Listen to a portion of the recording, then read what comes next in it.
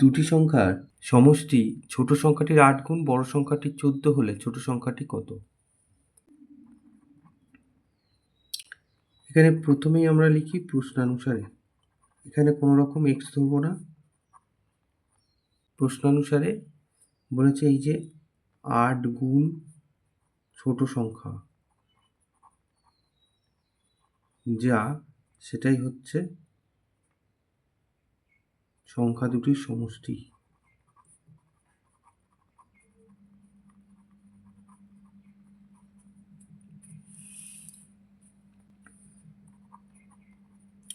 তাহলে 8 গুণ ছোট সংখ্যা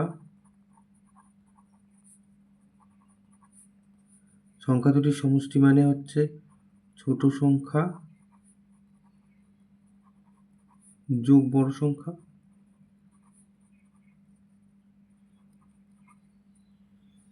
তাহলে বা 8 গুণ ছোট সংখ্যা,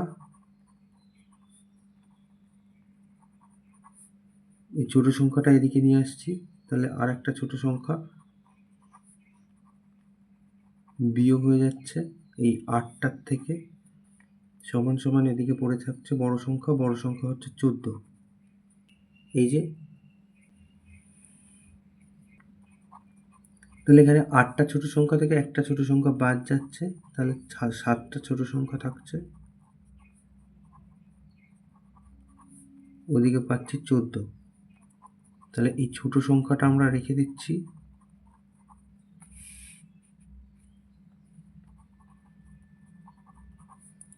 চোদ্দ ওপাশে ছিল আর এই 7টা এপাশে কি ভাগ হয়ে গেল, তাহলে 7 দুগুণে 14। তাহলে ছোট সংখ্যা পেলাম 2।